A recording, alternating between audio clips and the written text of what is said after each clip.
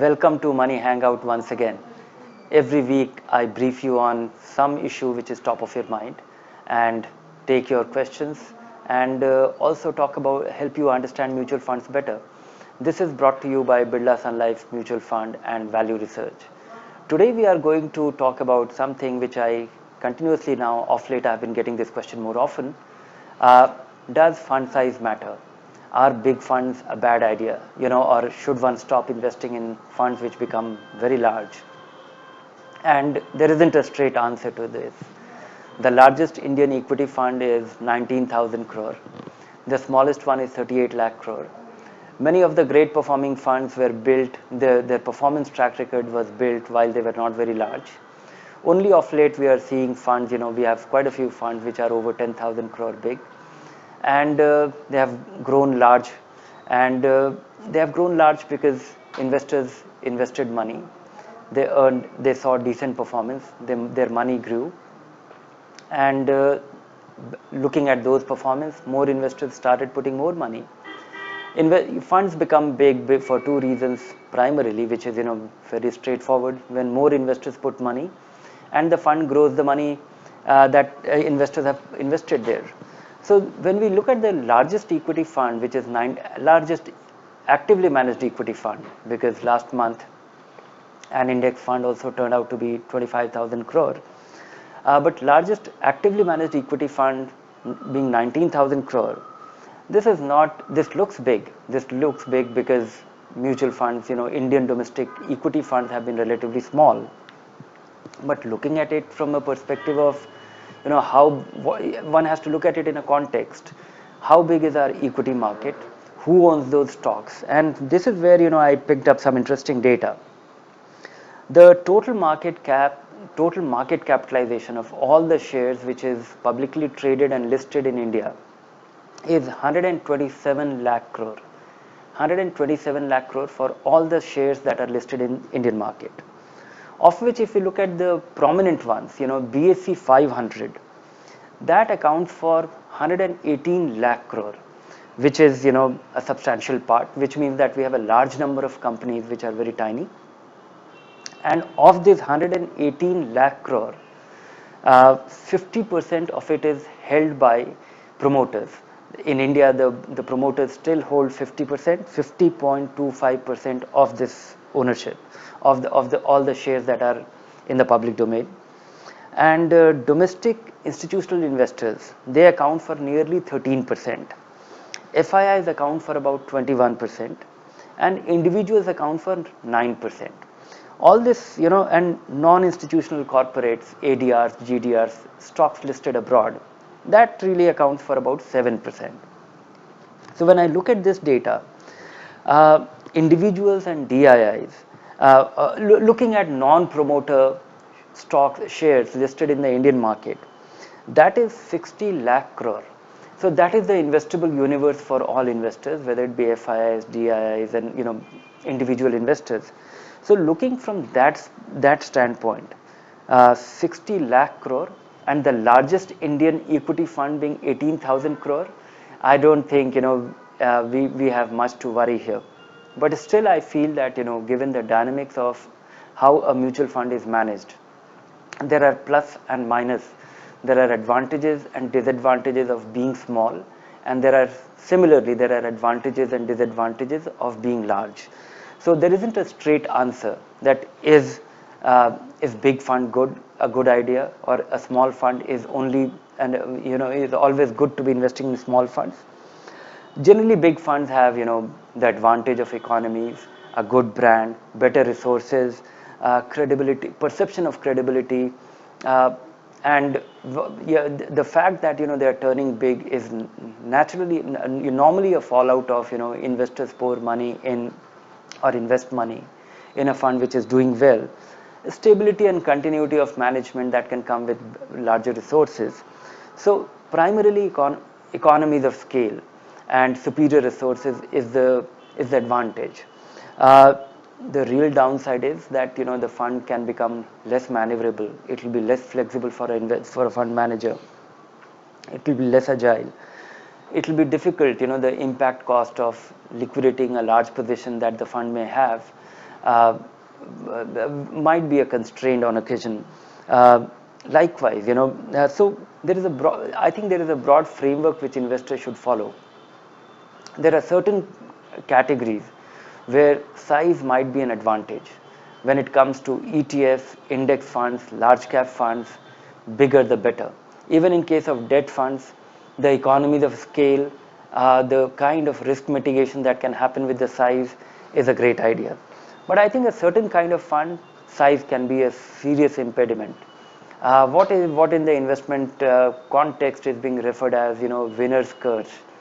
A small fund which is investing in smaller companies, though, and in India this problem could be acute, as I narrated the whole numbers, that 50% of Indian shares, listed shares, are still with the promoters, remaining with the investors, which means that the free float is quite constrained. And domestic institutional investors, the mutual fund and insurance company, they only account for about 13% of the total assets.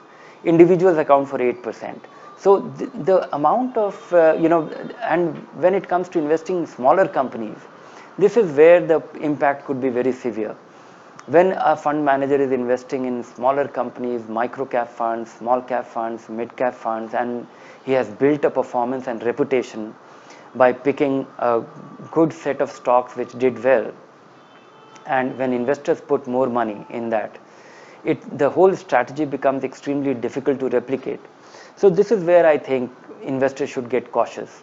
A small cap fund, a mid cap fund, or a fund which is even a multi cap fund which is dominantly driven by pursuing its great stock picking in the smaller and mid cap universe, they will be constrained, and so one should get wary of this this particular situation which a fund will face, which is the winner's curse. Small fund investing in smaller companies, investors put more money, and because the fund has won big, it has been a winner, investors pour money, and then the fund fails and it stops performing. So straight answer, large cap funds, ETFs, small caps, debt fund, don't bother about the size.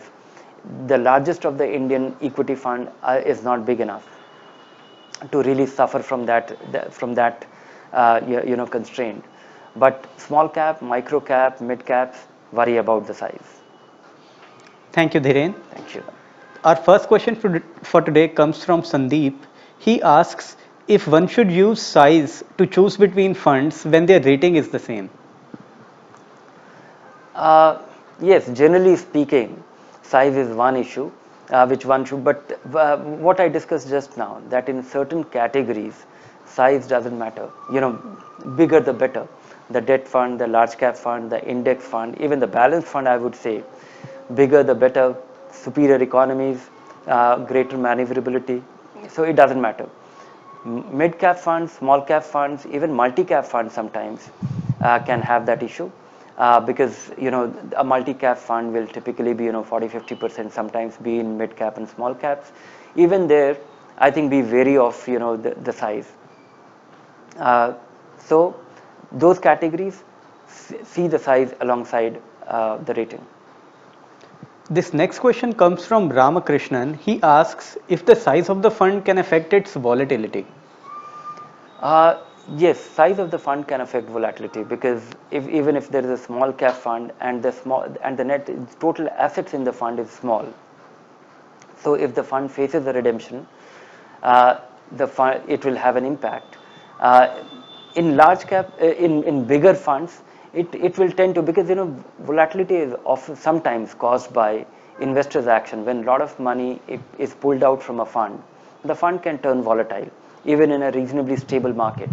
And if a fund is facing a continuous redemption, it can be an issue. So sometimes the fund's volatility can reasonably be attributed to a lot of money flowing out, not necessarily money flowing in.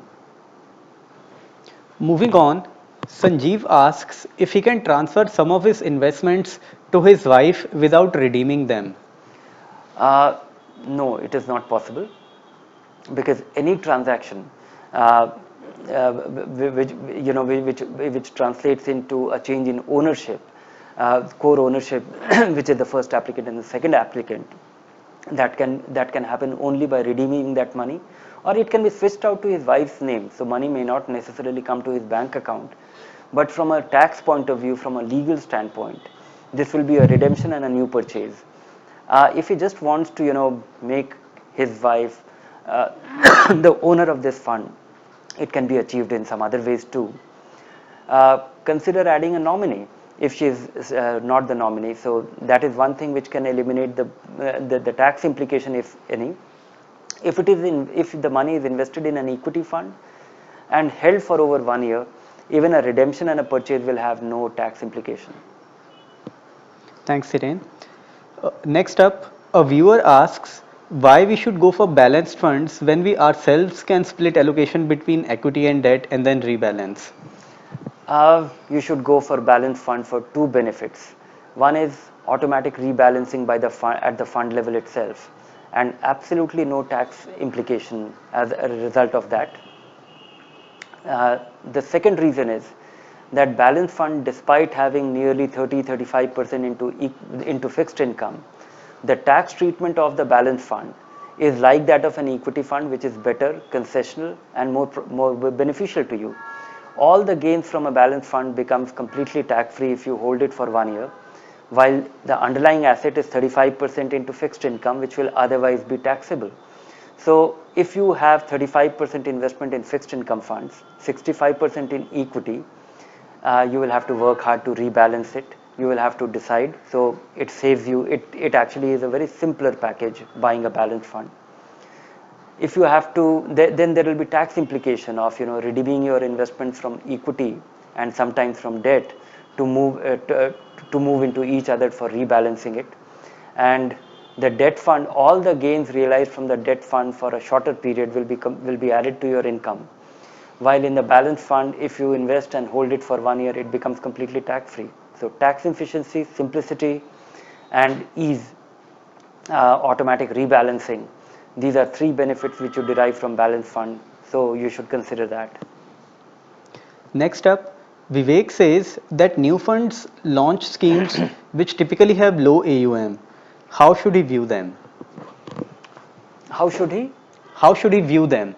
Uh, Generally speaking, if you have a certain, if a fund is getting started, I would say that if a new fund is getting started and is managed by a credible fund manager, uh, you can well consider it. If size was becoming a constraint for that fund manager to perform elsewhere, or in the core fund that where he has built his reputation and track record, but but generally speaking, if I have to choose between something I know about as compared to something I don't know anything about, I would go with the proven ones. So generally speaking, unless the fund has something extraordinary or something extreme novelty to offer, I will always avoid a new fund because I don't know anything about it. Just because it will be getting started, I also don't know how big the fund will be in it with its NFO. There are funds which start big, and that I think is a wake up call. I have never seen a fund which has succeeded in India which started big. Whether it be in 1994, whether it be in 1992, whether it be in 2000, whenever, or as recent as 2007-8, whenever a fund succeeds in its NFO, it generally fails to perform. Moving on, Rishabh asks if you can recommend a specific ratio in the debt portion of the portfolio between corporate and government bonds. And following up to that, he wants to know if their interest rates move in tandem. No, I would not like to give you a prescription of what your asset allocation among various debt funds should be, and you should also not pay attention. I think the most important thing on which you should be focused on when investing in fixed income is that what is your investment time frame, and your investment time frame should generally guide your choice. Money for few days, liquid funds. Money for few weeks, consider the ultra short term bond fund. Money for few months, consider short term, few months to a year, or little more than a year, consider short term bond fund. long-term money to be invested in fixed income for some reason, which generally should not be, but ranging between 1 to 5 years for some predictable expense you don't want to really take chance with your money. That is something which should be reasonably diversified. And so pick your have a reasonable part in short-term debt fund, then maybe a dynamic bond fund or an income fund, and that is about it. Don't try to micromanage it, because that is what you hire a fund manager for. And consider direct plans in fixed income funds, because they're the cost differential and the kind of return that we are deriving, that can actually become quite meaningful. This next question is from Mr. Panikar. He asks if the regular and direct plans of mutual fund schemes have the same portfolio. Yes, the direct and regular plans have the same portfolio. The only difference is in calculating the NAV, the direct plan expenses, because the NAV of a mutual fund is calculated by sum total of all the assets in the respective plans, divided by number of units. Sum total of all the assets less expenses on a proportionate daily basis, divided by the total number of units outstanding. So the portfolio is the same, the apportionment of it for calculating the NAV. So the direct plan NAV is generally little higher, entirely on account of the lower expense on account of selling expenses being lower. Next up, Mr. Sangal says that he sold a property of for rupees 1.5 crore, and he says he did that at a 40% loss. He asks if you could give the right way of investing this money for the next 5 years. Next 5 years, and loss or profit doesn't matter. One has to really see that after 5 years, do you really need the money for a non-negotiable goal? You definitely need all the money. Then you need to invest very conservatively. Maybe 70-75% money in a fixed income fund, or in fixed income, and remaining in equity, so that you are able to optimize your return. A smaller allocation. And so you will be reasonably sure that your capital will be reasonably in place. You may not face a big decline, and choose relatively conservative fund.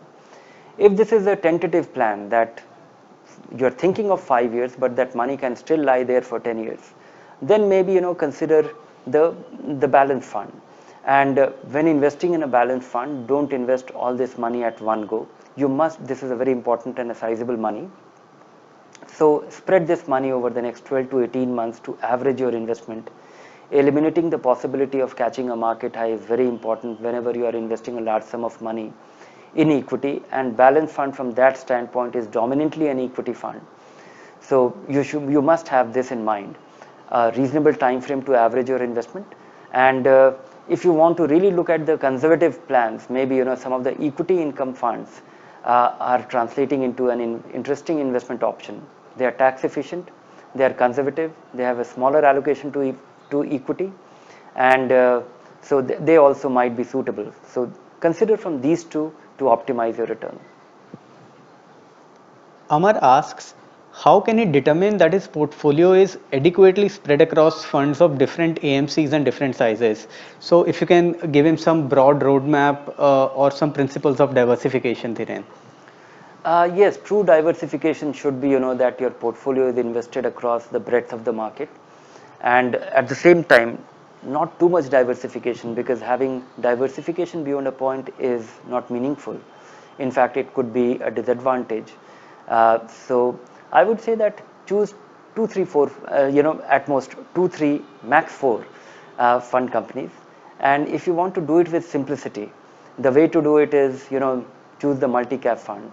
Multi-cap funds will ensure that your money is invested in large caps, mid caps, small caps. And if you choose 2 or 3 fund companies, you will get decent option to choose from.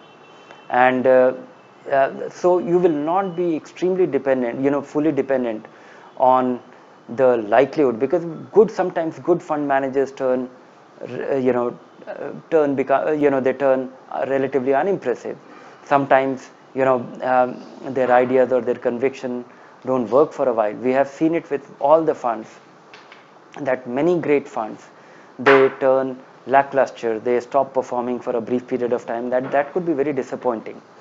Also, you are de-risking yourself. The very reason why you invest in a mutual fund is that you are able to efficiently diversify, is the very reason why you should invest in 2-3 fund companies, multi-cap funds, so that you are able to reduce the risk of the individual, the risk that you'll be taking on an individual. Fund manager is a very important person in the whole framework of here is one person who is responsible for making sure that the money is managed exactly the way and you tend to expect. You can attribute great deal of performance to the fund manager.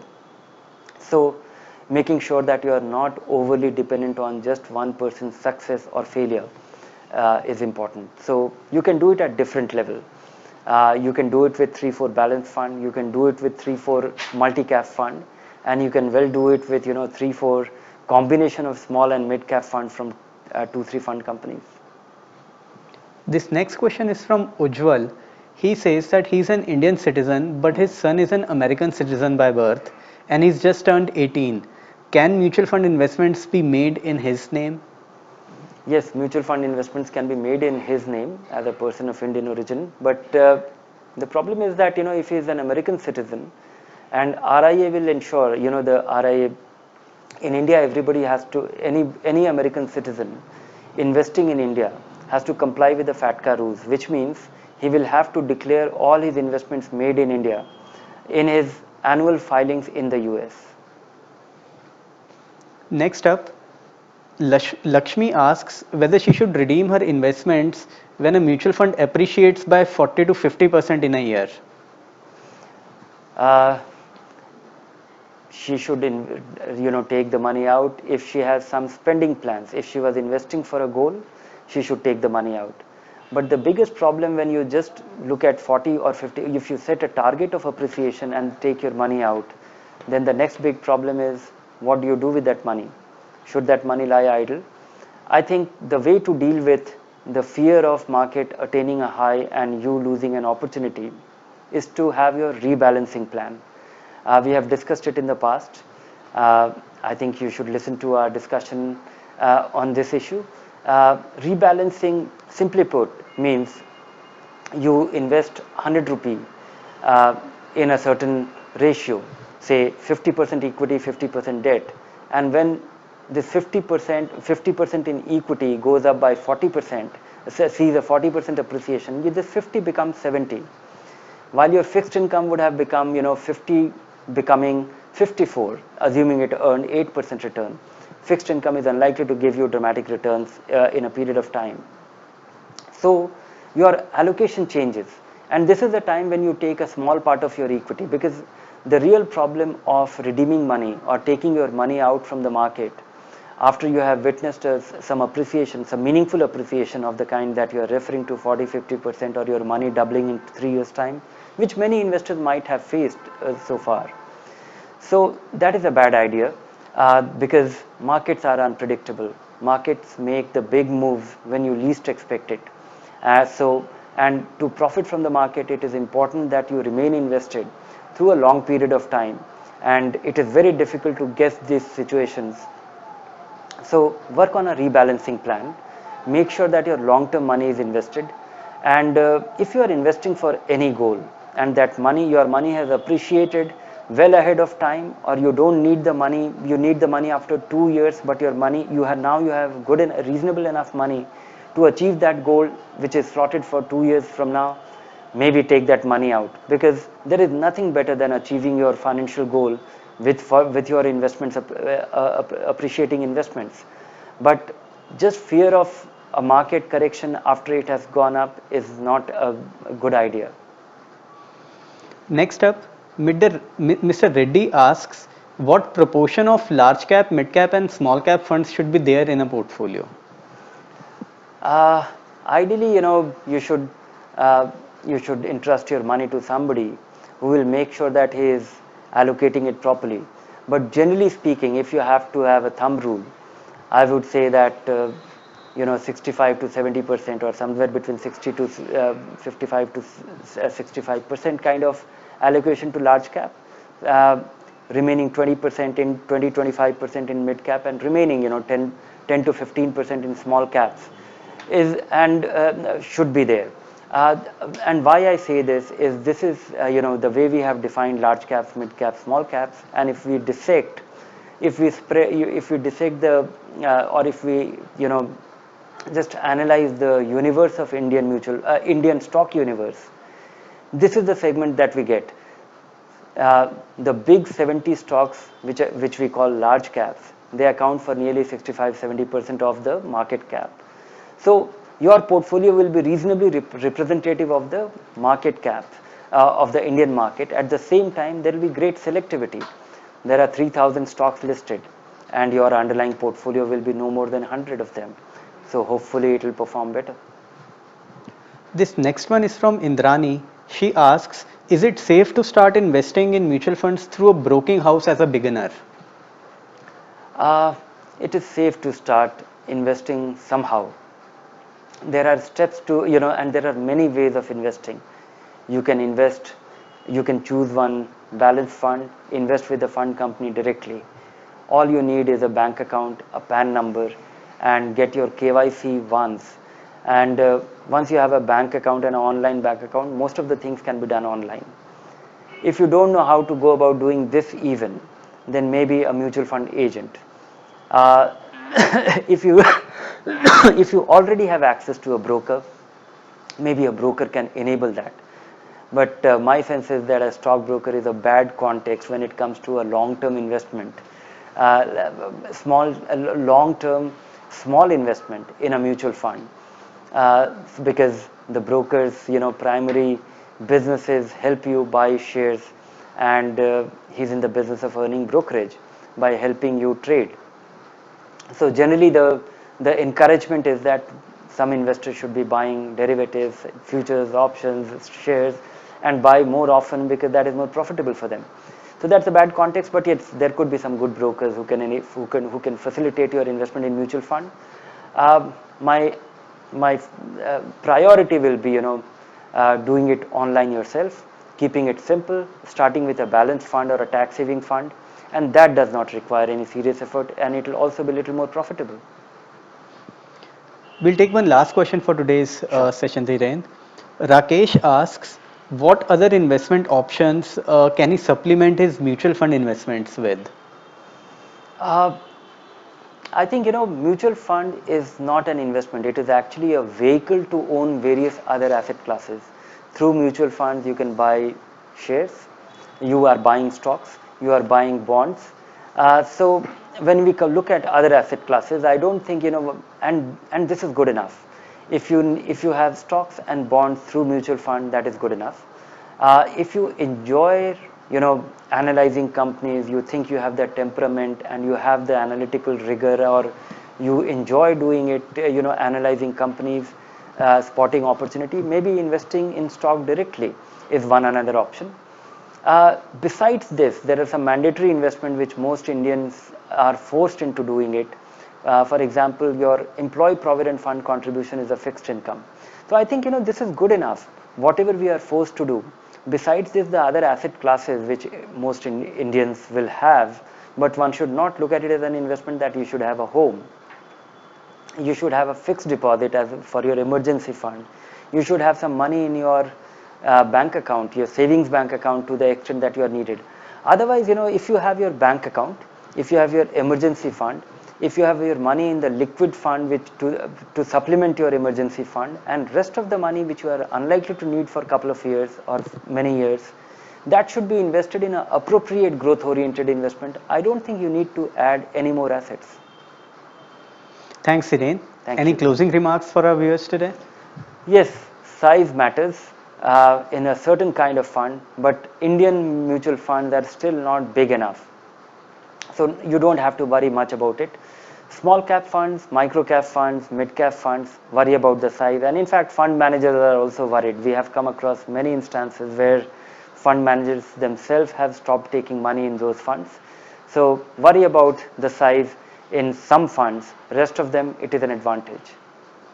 Thank you, Dhiren. Thank you. Thank you everyone for joining in. Do join us next week for another edition of Money Hangouts.